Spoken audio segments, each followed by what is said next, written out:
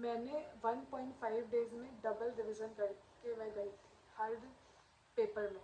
तो this tip really help me in my journey and इतना help किया ये जेन्युइनली। और ये बहुत अच्छा टिप है, तुम एक बार ट्राई करके देखना, एटलीस्ट अपना फर्स्ट और सेकंड रिवीजन में तुम्हें समझ आ जाएगा। So hey guys, welcome back to my channel. I hope you guys doing well. So guys, today's video is dedicated to tips and tricks for loop breaking for exams. ये video मैंने पहले भी बनाया है बट आवाज़ चला गया था, तो ये वीडियो मैं वापस बना रही हूँ क्योंकि ये बहुत ज़्यादा इम्पॉर्टेंट वीडियो है एंड इसमें मैं जो भी आपको बताऊँगी या बोलूँगी वो मेरा पर्सनल एक्सपीरियंस रहा है। So that's why I am sharing with you guys, because ये आपको बहुत हेल्प करेगा। और अभी जब आपका एग्ज़ाम है आफ्टर 4 मंथ्स, तो ये 4 मंथ्स में आप उस तरीके से अपने आप को कैरी फॉरवर्ड कर सकते हो for exams. So let's get into the video. So guys, the first one is mock test.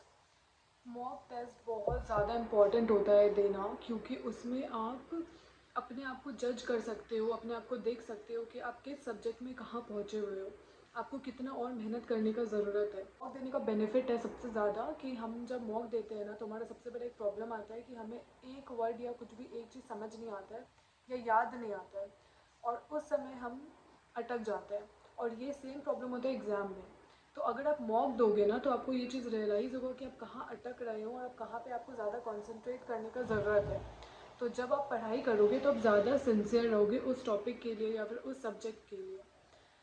ये बहुत इम्पॉर्टेंट है एंड मॉक देना बहुत ज़्यादा ज़रूरी है। अभी आपके पास है तो आप हर मंथ अपना एक रिवीजन करने के बाद मॉक दो, फिर दूसरे मंथ दूसरा रिवीजन करने के बाद मॉक दो।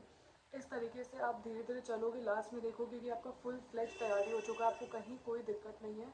और जो भी सब्जेक्ट में आपको प्रॉब्लम होगा तो आप फिर उसको ज़्यादा टाइम दे सकते हो at the end. So this is why you should give walk. The second is guys proper solving.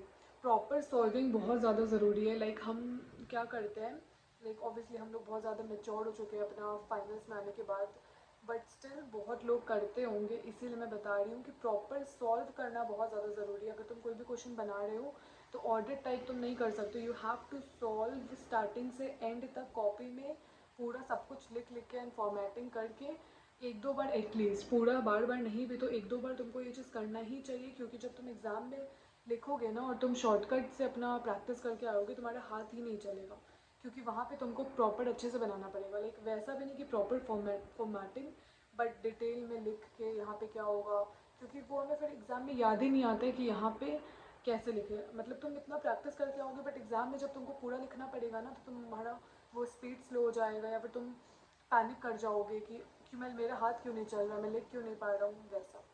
सो ये चीज़ बहुत इंपॉर्टेंट है कि तुम प्रॉपर सॉल्व करके हर चीज़ लिखो। इवन मैं तो बोलूँगी ऑडिट सब्जेक्ट में भी जो भी टेक्निकल टर्म्स है जो ICAI को चाहिए आंसर में, वो भी लिख लिख के ही प्रैक्टिस करो। Third is no social media. 4 months के लिए भूल जाओ कि तुम एग्जिस्ट भी करते हो इस धरती पे। Not even social media detox, but तुम्हें अपना लाइफ से ही सबको डिटॉक्स कर देना चाहिए और तुम अपने रूम में बंद हो जाओ और बस पढ़ो। उसी वजह से तुम अच्छे से पास हो पाओगे। एंड ये मैं ऐसे ही नहीं बोल रही हूँ कि ऐसा, और ऐसा ये भी नहीं है कि ये पॉसिबल नहीं है, दिस इज़ प्रैक्टिकल। एंड ये अटैम्प्ट में बस लोगों को प्रॉब्लम ये होता है कि फेस्टिव सीजन बहुत ज़्यादा है तो इसमें दिक्कत हो सकता है थोड़ा बहुत, बट वो मैनेज करो क्योंकि कोई ऑप्शन नहीं है तुम्हारे पास, बट मैनेजेबल है।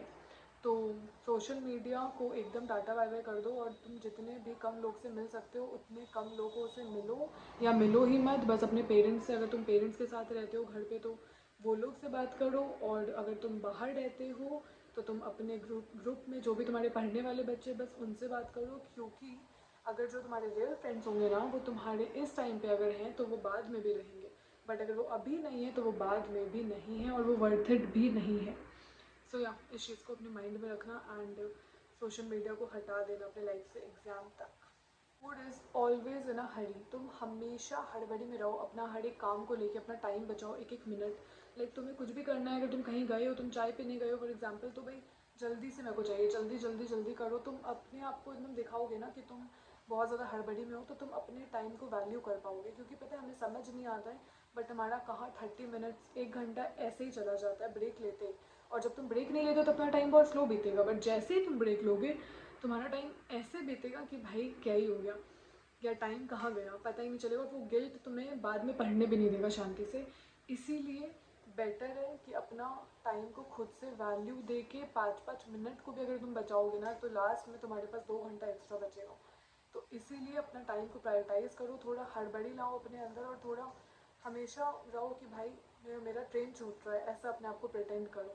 तो द फिफ्थ वन इज़, एक दिन पहले रात में जब तुम सो रहे हो ना, तो एक दिन पहले मतलब कल के लिए अपना पूरा रूटीन बना के रखो कि तुम्हें क्या पढ़ना है, कैसे कल क्या करना है, कौन सा चैप्टर उठाना है या नया सब्जेक्ट उठाना है तो किस तरीके से बनाना है। उसमें तुम्हारा भले 1 घंटा चले जाए, आधा घंटा चले जाए, बट वो जो तुम्हारा नेक्स्ट डे पूरा सेव करेगा और प्रोडक्टिव होगा। अगर तुम दिन का स्टार्टिंग का 4-5 घंटे भी अपना प्रोडक्टिव निकाल लिए ना, तुम्हारा पूरा दिन बहुत अच्छा बीतेगा। बट अगर तुम स्टार्टिंग में ही अपना टाइम वेस्ट कर दिए सुबह सुबह ही, और पूरा कि क्या करना है उसी में सोचते सोचते, तो तुम्हारा पूरा दिन बर्बाद तुम्हें नज़र आएगा।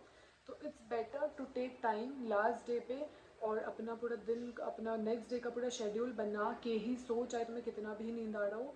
15 मिनट 20 मिनट लगेगा मैक्स, ये तो मैं मैक्स में चले गई, उसे तुम 5-10 मिनट में भी बना सकते हो कि तुम्हें कल क्या पढ़ना है और कल का रूटीन दिन कैसा होना चाहिए, ताकि तुम नेक्स्ट डे तुम्हारा ये सब में टाइम वेस्ट ना हो और तुम्हारा दिन बहुत प्रोडक्टिव स्टार्ट हो और एंड भी। टेक अ डे ऑफ में मैं ये बोल रही थी कि जब तुम अपना पूरा दिन ऑफ ले रहे हो ना, तो पूरा दिन ऑफ लो। अगर हम क्या करते हैं, हाफ डे ऑफ लेते हैं, हाफ डे हमसे पढ़ाई नहीं होता, और फिर हमारा पूरा नेक्स्ट टाइम जो हाफ बचता है ना, वो भी वेस्ट चला जाता है, क्योंकि गिल्ट में कि हम कुछ किए भी नहीं और मेरा पूरा टाइम भी वेस्ट हो गया।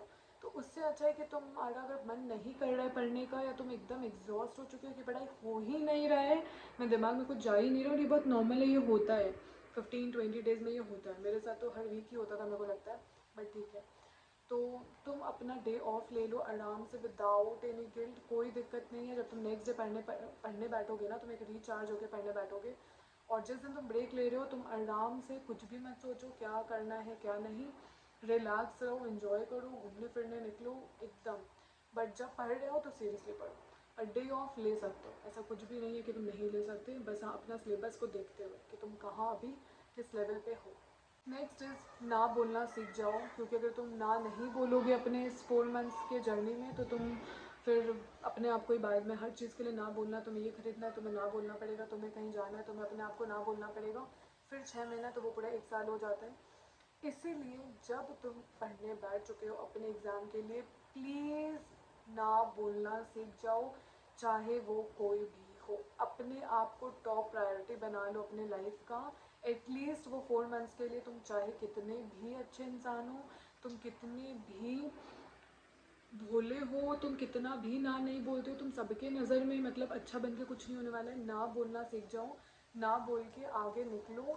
तुम ना बोलो, आज देखना कौन रहेंगे कौन नहीं रहेंगे। जो रहेगा वो तुम्हारे सीए बनने के बाद तुम्हारे साथ सेलिब्रेट करेंगे, और जो नहीं तुम्हारा आज रहेगा तुम्हारे साथ, जो तुम्हारे सपोर्ट में, जो तुमको जज करेगा, तो अब तुम समझ सकते हो मैं क्या बोल रही हूँ। So this tip really helped me in my journey, and I really want to share this because ये genuinely मेरे को बहुत ज़्यादा हेल्प किया है। तो मैं क्या करती थी ना, जब मेरा मान लो फर्स्ट रिवीजन है, तो मैं रिवीजन अपना कर रही हूँ और लास्ट में आते तो मैं हमेशा बहुत ज़्यादा बोर हो जाती थी। तो मैं वो 2-3 चैप्टर को छोड़ देती थी उस टाइम पे, ताकि मेरा टाइम वेस्ट भी ना हो उस सब्जेक्ट में घीस टान के, क्योंकि उस समय वो समझ भी नहीं आएगा, तो जब तुम कितना ही कोशिश कर लो पढ़ने का। तो मैं उसे छोड़ के आगे बढ़ती थी नेक्स्ट सब्जेक्ट में। एंड मैं नेक्स्ट सब्जेक्ट, जब सेकेंड रिविजन में मैं ये वाला सब्जेक्ट वापस उठाती थी, तो मैं वो छोड़ा हुआ चैप्टर को हमेशा स्टार्ट करती थी। तो जब भी हम एक जोन में पढ़ते हैं ना, तो जब तो हमारा अच्छा अच्छा इंटरेस्टिंग चैप्टर स्टार्टिंग में हो जाता है, पर जो एग्ज़ाम में आने वाला चैप्टर या कुछ बोरिंग चैप्टर्स हमेशा लास्ट में आके छूट जाते हैं। 4-5 चैप्टर ऐसा होता ही है। तो हमेशा जब मैं सेकेंड रिवीजन बैठी, तो मेरा वो चैप्टर पहले हो गया। तो इसके वजह से क्या होता है ना, पूरा सब्जेक्ट इतना स्ट्रॉन्ग हो जाता है एट द एंड। तुम देखोगे 3-4 रिवीजन के बाद कि तुम्हारा पूरा सब्जेक्ट तुम्हारे हाथ में है। ऐसा कोई भी चैप्टर नहीं है या टॉपिक नहीं है जो तुमको नहीं आता है, क्योंकि तुम्हारा वो टाइम ही नहीं आया कि तुम हमेशा उसको पहले स्टार्ट किए हो, जो भी तुम्हारे लास्ट में छूट रहा था। तो उसके वजह से तुम्हारा हर चीज़ स्ट्रॉन्ग होते गया।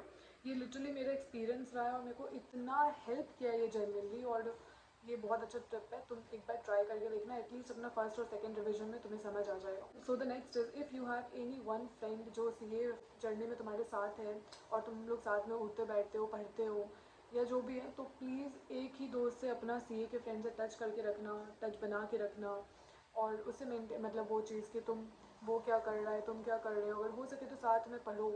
तो उससे ना तुम दोनों मोटिवेटेड रहोगे। अगर एक डाउन हुआ तो दूसरा हाई कर देगा, एक डाउन है, वैसे करके बहुत अच्छा मैनेज होता है। बट हाँ, तभी अगर तुम्हारा वो बहुत अच्छा दोस्त है। अदरवाइज़ अभी ट्राई मत करना, क्योंकि ये हो सकता है कि वो तुम्हारा फ्रेंड टॉक्सिक हो, जेलसी एंड बहुत कुछ हो सकता है। तो ये तभी ट्राई करना if possible and if you have such friends, otherwise नहीं। 1.5 डे रिविजन स्ट्रैटेजी बहुत ज़्यादा इंपॉर्टेंट है। तो तुम हमेशा यही सोचो कि तुम्हें 4 महीने पहले से 1.5 डे का तैयारी करना है हमेशा से। तो तुम वैसे ही पढ़ो, हर चीज़ को समराइज़ करते चलो, हर चीज़ में एकदम भाई कि मेरे को 1.5 डेज़ में मेरा टाइम ही ना जाए, मतलब तुम 1.5 डेज़ में डबल रिविजन कर पाओ, तुम ऐसा तैयारी अपना करो। तुम बिलीव नहीं करोगे, मैं अपना सारा स्ट्रैटेजी जब सब्जेक्ट वाइज बताऊँगी तो मैंने 1.5 डेज़ में डबल रिवीजन करके मैं गई थी हर पेपर में। यस, हर पेपर में। तो ये मेरे को बहुत हेल्प किया था। एंड 1.5 डे रिवीजन तुम अभी से जितना स्पीड और जितना अच्छे से पढ़ोगे, वो तुम्हारा वो दिन उतना ही तुम्हारे लिए ईजी हो जाएगा। तो उस चीज़ को नेग्लेक्ट मत करना, और अभी से दिमाग में रखना कि 1.5 डेज़ में क्या मैं ये कर पाऊँगा या कर पाऊँगी।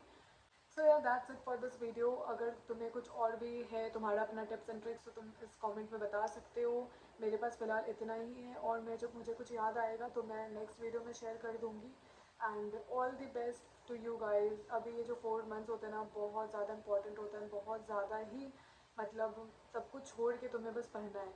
तो बस अपना, और बहुत ज़्यादा तुम्हारे लाइफ में एक दिन ऐसा आएगा जब तुम पूरा नीचे ही डूब जाओगे कि मुझे नहीं पढ़ना है, और किसी दिन तुम बहुत हाई रहोगे। तो उस चीज़ को मेंटेन करते हुए चलो, और डीमोटिवेट मत हो, अपने आप को मोटिवेट रखो, अपने सराउंडिंग को मोटिवेट रखो, अच्छे से पढ़ो। All the best. एंड कोई भी क्वेश्चन हो, कोई भी क्वेरी हो, you can comment below, I will surely make a video on that topic. Thank you so much for watching, I hope you guys like the video.